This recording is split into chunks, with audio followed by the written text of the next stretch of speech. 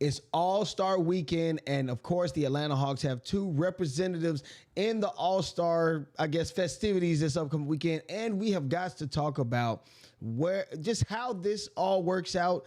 I know last night we got somewhat of a sample size dealing with the Rising Stars competition and things of that such. So, of course, there's a bevy of different things as far as how the NBA All-Star weekends is going currently. I know that I think the HBCU All-Star game is going on right now, and I think after that is going to be the challenges and all of the different stuff. So it's a lot to talk about tonight. Matter of fact, let me get a drink of water really quickly, and let's go ahead and get everybody in here. This is Chris Tip Moore, of course, and of course, my name is Walter Pollard, and we are here with Atlanta Hawks Digest. Chris, what's going on, brother?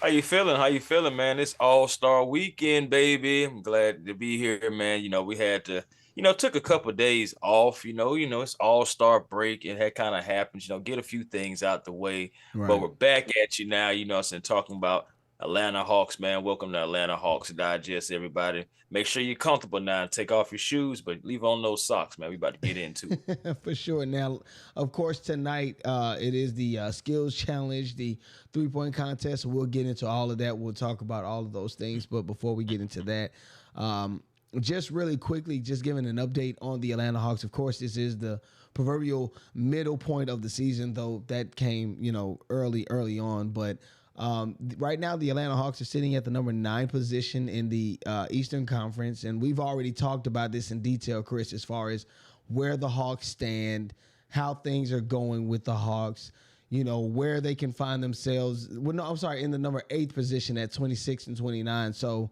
we've already seen, I guess, a sample size of where they are right now, and where we can see them at the ending of the season, I guess, or whatnot. But how do you feel about the season so far, Chris?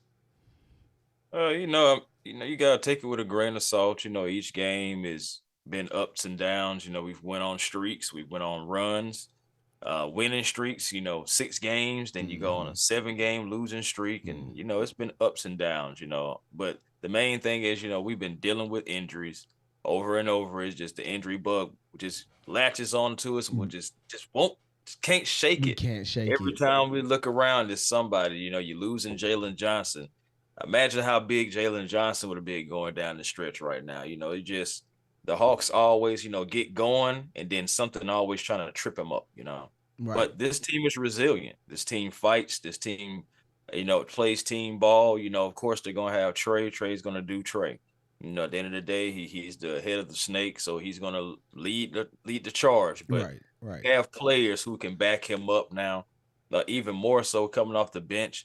I know it's early reviews, but I like what the bench is doing, especially Caris LeVert. Again, coming into it, we talked about it, and I said it. He's kind of like a diet SGA. But the thing about it is he can score. He's a 3-level scorer. Now that was where I was gonna go with that as far as the newer guys. I was going to ask, how do you feel about the newer guys that are coming in? Because we've gotten a lot. Listen, some of the people that have been watching this channel, first of all, I want to give a shout out to everybody that's viewing this channel, but they dragged us, man, because they said that we're flip-flopping and going back and forth. But I think in real time, we were kind of caught off guard. Like, that was not what we were expecting as far as a trade. But how do you feel about the new guys now? Well, again, for me, I know initially I made a video about DeAndre Hunter, and it looks like that was going to be the only move. Right. But ultimately, glad we did a video the same day, being able to look at it and as a whole. Right. And I'm like, oh, no, we did make some moves, so I'm optimistic now. So, hey, at the end of the day, I look at it like this. A person can like something or love it. At the end of the day, their opinion is their own. Because there's still Hawks fans right now that's in the chat that are saying we haven't played anybody. This trade is not going to work out long term. Everything, blah, blah, blah. So, regardless of how we feel up here, Hawks fans are entitled to how they feel regardless, So, I respect everybody's opinion, but I'm optimistic about it now. I think that the new guys are going to trend well for us going down the stretch, guys. I really do. And then the fact that we have 16 home games to go down the stretch. I'm hoping that's going to be big for the Atlanta Hawks because we've played the most road games as anybody with 31. Right. So what it's like 16. We're like 16 home games, 11 away, right? 16 and Right. 11. Okay. Yeah. Yeah. Right. And I'm like this, Walter. We're gonna win road games. I mean, we've been winning road games. Yes. So Yeah, I mean, we're yeah. gonna win some road games, but we gotta take care of home. If we can take care of home, we can make a real push in the second half, man, and really probably at least get into the 6th seed. I believe Well, at least. well, coming back after the All-Star, of course, we have Orlando here back at home, and that's an opportunity for the Hawks to take another, I guess, hop them again. Even though we've done that already before playing the Knicks, they had jumped the Magic. They did jump the Magic at one point, of course, because they beat the Magic at home, and then of course us losing to the Knicks made us fall again. So now it's really interesting seeing how things can change very fast. If we beat the Magic again, though. Yeah, we jumped in. If we beat the Magic again, then it's going to make it a little bit more tougher for the Magic to get ahead of us. More so, when it comes to wins and losses, because we'll still be ahead of them. And I mean, just keeping it funky, like you said, we're only 4 games out of the number 4 position. That's just being completely honest. Only 4 games out of that position. That tells me that you need 5 at least. Well, not 5 games, but you need at least 2 or 3 games to get yourself in position to where you can fight for the number 6. Because obviously 7 or below, we don't want that. You don't want to find yourself in the play-in tournament at all. Because L. Dunkins had even said, we were looked at as somewhat of a proverbial, a perennial play-in team. Yes, because some people would say, I said I'm not going to say who. But they would call it the Atlanta Hawks Invitational, that's not a good thing. Right. That's not a good thing. Okay, that's basically saying that's your ceiling. You're gonna get there, and if you get anywhere further, then you're lucky. But that's your ceiling to play in, and we got to be better than that. We got to at least get into the playoffs. I feel like that way, at least for Hawks fans, it'll at least smooth things over for them. They'll be like, okay, well, with this roster so far, we've gotten at least to the playoffs, better than what we did in the previous years. For sure.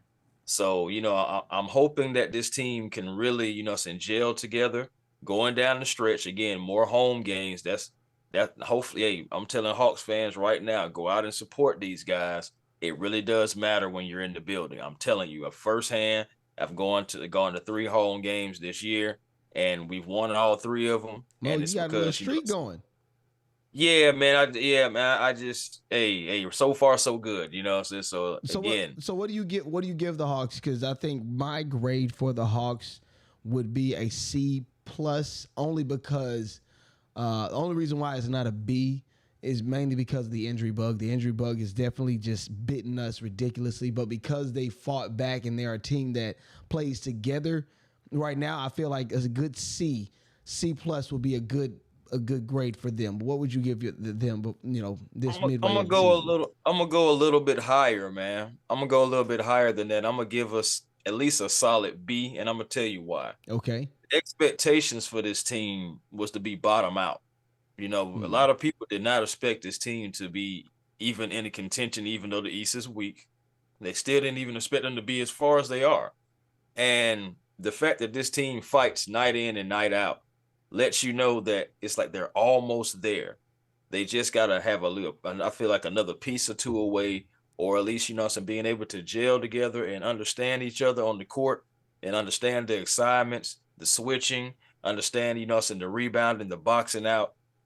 Again, we got to give 100% effort regardless, just because naturally we're not a natural 3-point shooting team. Like we can knock them down. But that's why you also made that trade as well. I mean, Niang, I can't lie. He's a sniper. He is a sniper. That right there is what we was hoping from Bogey, but Bogey just hasn't been able to give it to us this year. Right. But Niang can give it to you. LeVert, he can hit him with the bink, and then step back and be able to create his own shot. For sure. Exactly. Shot creator. Again, 3-level scorer, similar to SGA. Right. So it's just like, you did get better. And then I ain't even mentioned Terrence Mann. He had a quiet game. He was for sure very quiet game against the Knicks. But again, remember the night before, he had a perfect game. 12 points, perfect from the field, perfect from the foul line. from three everywhere, Mm-hmm. and gave you other stats as well. So Right. again, man, I'm just optimistic when it comes about the Atlanta Hawks, man. It sounds like it. No, listen, you have been going. I've been like this. Just keep going because you sound like you are optimistic for sure. But I really am, man. last night we knew that, of course, the All-Star festivities went on last night or started last night, of course, with the celebrity game. Listen, Drewski is hilarious. He's been in character the whole time. Did you see during the MVP presentation? Of course, Drewski did not win it. I forgot the gentleman's name, but he's an actor. And he was pretty good, but he ended up getting the MVP award, and Drewski was like kind of showing himself like he was supposed to. It was quite entertaining, dog. You had to see it. Did you see it? Man, I actually missed it, man. I'm gonna be honest with you. When I started tuning in because I was doing some other work behind the scenes. So when I tuned in for Zaccharie Risacher. Okay, And that's right. When Stephen Castle, you know what I'm saying, hey, when he made the last shot, I ain't gonna lie to you, I was out. I keep it real with you. No, Right. I did not finish off the game. I don't know who won the tournament there or anything. I came there for my rookie, Zaccharie Risacher. I seen Trae Young out there supporting them. I seen Trae Young's little brother as well, who's actually making waves too. Y'all watch out for Trae Young's little brother, man. If you don't know about him, go check him out. I'm gonna look him up. I mean, now, yeah, of course, man, last night we did, I can tell you about, who won or who didn't win and whatnot. Of course, Team C, it was like 4 teams. I think it was like Team C versus Team T, which was Tim Hardaway's team, and then there was another team. I think that was who was the third team? Goodness gracious, the G League team. Yeah, the G League team. That was Team C. Then there was Team Miller, I think. Yeah. Chris Mullen. He was Mullen, the coach. I'm sorry, Chris Mullen. Yeah, that's the Team C. That's who beat us, Team T. Yes, yeah. Just all of these different names that just throwing me off. Team G, which was comprised of J.D. Davison, Mac McClung, Bryce McGowans, Leonard Miller, Dink Pat, Reed Shepard, and Pat Spencer. That was Team G. Team C, Stephen Castle, Dalton Connett, Jalen Wells, Keontae George, Zach Edey, Trace Jackson Davis, Ryan Dunn. Team M, which is Mitch Richmond's team, that was the G League team, correct? No, that was just Team Mitch. The G League, that was just Team Mitch Richmond. I'm tripping. Yeah, that was Amin Thompson, Ashur Thompson. That was the twins. Yeah, Amin and Azur Thompson. Bilal, what's his name? Culabali or something like that. Oh yeah. I can't say his name. Okay, got it. I might have just butchered it, but right. I mean, I've been butchering these names too. Tamani Kamara, Bud Carrington, Julian Strawwither. Oh yeah, Julian Strawther. Oh, Strawther. Okay, thanks. Okay. Yeah. I remember that Joker because that's the guy that just came in with just shooting lights out. The last time we played, the first time we played Denver, and Mateus Bazelis. Mateus Bazelis with the Bulls, and then of course Team T which was Zaccharie Risacher was on with Alex Czar, Tristan DeSalva, Anthony Black, Grady Dick, Jamie Jaquez Jr., and Brandon Prozapski. Oh, thank you. Yes. Yeah, thank you. We had a lot, but of course, this young gentleman, he did win, of course, the All-Star Rising Star MVP. They actually ended up going, the Rising Star winner is going to go and play versus Team Shaq's team, correct? That's going to be tomorrow night. Yeah. Yep. Now are you abreast of the new set of things as far as the All-Star setup? Because I'm quite confused, but I think we saw a sample size last night. Yeah, I think that's exactly what you did. The NBA really used the Rising Stars to introduce what's going to happen on Sunday. Mm-hmm. And honestly, you look at it, you kind of got to give it a shot. I mean, you think about it, the past few All-Star games, can we be honest, it's been a snooze fest. For sure, it has. So really the All-Star weekend, I mean, the best thing be like, honestly, people look at it, it used to be like the dunk contest people used to be ready for. And that's kind of become a bore if you think about it. You're right. If anything, people are looking at the skills challenge and 3-point, and then some people are out. So let's get into it real quick because I think we're running out of time. But let's talk about who we got for the skills competition. I think there's like a 2-on-2 or not a 2-on-2, but there's 4 teams, and I think they're a set of 2. You got the Cavs, Donovan Mitchell, and what was the other guy's name? Oh my goodness, the center. Well, of course, you got Zaccharie Risacher and Allstar. You got the Spurs, which is funny to me too, by the way. How they're constantly trying to match those guys. Like we just was on teams last night. Now we on team night. It's like, okay, yeah, I'm following you on that. I think you got Allstar and Zaccharie Risacher. You got the Spurs, Wemby and Chris Paul.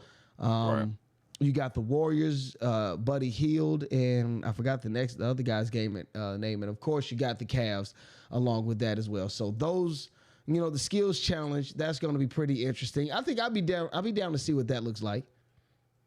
Yeah, I like the skills challenge anyway. So we'll see what happens. Hopefully Sar can do his part because I know Zach gonna be all right. Right. Oh, for sure. He's gonna do all right. Yeah. And then you got the 3-point contest. That's Jalen Brunson, Cade Cunningham, Darius Garland, Buddy Hield, Tyler Hero, Cameron Jackson, Damian Lillard, and Norman Powell. Right. Yep. I think I'm gonna go for Jalen Brunson on this. I think name recognition is terrible when you go for 3-point contest, but I'm gonna go with Jalen Brunson. Man, as much as I want to go against the man, you're gonna have to beat the man. But what Ric Flair say, man, in order to beat the man, you got to beat the man. Yeah. And that's been Dame Lillard the past 2 years. So I'm gonna go with Dame, man, until somebody beat him. But I will say, Cam Johnson is a sneaky play. Let me see. I'm not too. Cade Cunningham. I think Cade Cunningham is really interesting too. Yeah, we know Buddy Hield can shoot, so that's also a sleeper too. So it's a couple guys that can come in and beat him. I don't want to say I'm sleeping on Norman Powell, but we'll see. Yeah, Tyler Hero and Norman Powell are kind of on the same level for me. Okay. In my opinion. Though. But I'm picking Dame. But sleeper, if I had to just pick one, I'm gonna say Cam Johnson. Okay. All right. Cam Johnson, I dig it. All right, I can dig it. And I said Jalen Brunson, so we'll go with that one. Yeah. Okay. And you said Cade Cunningham's interesting to you. So, yeah, he's a sleeper. He's my sleeper. Okay. And then, of course, I think the last one of the night. Can you name any of them other than Mac McClung?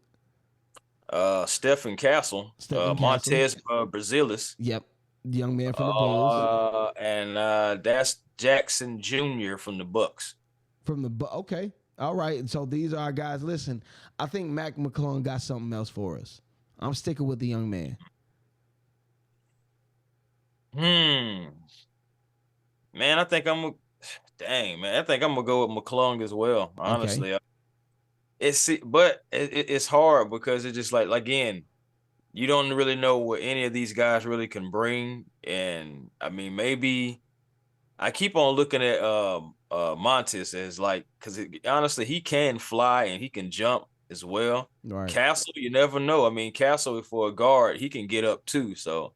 I'm just interested in seeing what can we see that is new in this All-Star game, I don't know if if any of these guys can really give us anything like new, but we'll see, man. Hopefully I'm wrong and we'll get a great slam dunk contest because we need one. My goodness. We definitely need one. I feel like it's been ages since Zach LaVine. Zach LaVine, And Aaron Gordon, it's been those guys, Gerald Green, a lot of those guys who just are, just dunkers, something like that is just.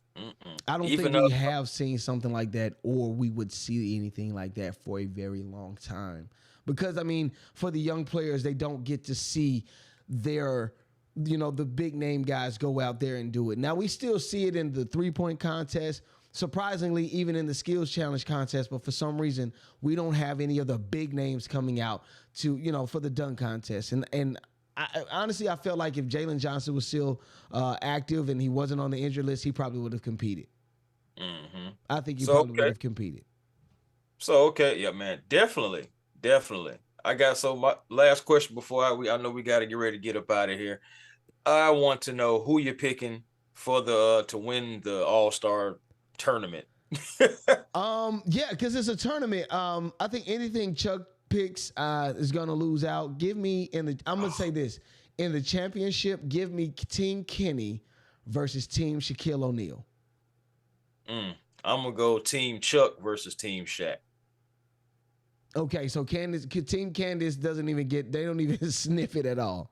I mean, they gonna put up a fight. Them young guns gonna put up a fight. But honestly, I think it's just gonna be too much firepower over there at Team Shaq. You know, they got a lot of Hall of Famers already on that team. So I think they're going to experience is going to actually overpower the young guns. Okay. And then as far as like Team Chuck versus Team Kenny, that may be one of the most interesting games of the night. I think it's going to be hard fought. I think it may come down to the wire, but I'm going to go with Team Chuck. All right. I'm going to go Team Chuck. So, okay. Got 10 seconds. Well, you got 20 seconds. Over under on Trae Young. How many points does he make? And how many assists does Trae Young get? I'm gonna go realistically. You got less than a minute. You got literally less than 10 seconds. I'm gonna go 6 points, 4 assists. Okay. All right. And I'm going 10 and 12. 10 points, 12 assists. That is what we are going for tomorrow night. But of course, definitely tune in. We got some more coming on the second half of this season from me and Chris for Hawks Digest. But with all that being said, we would like to sign out. Peace. Peace.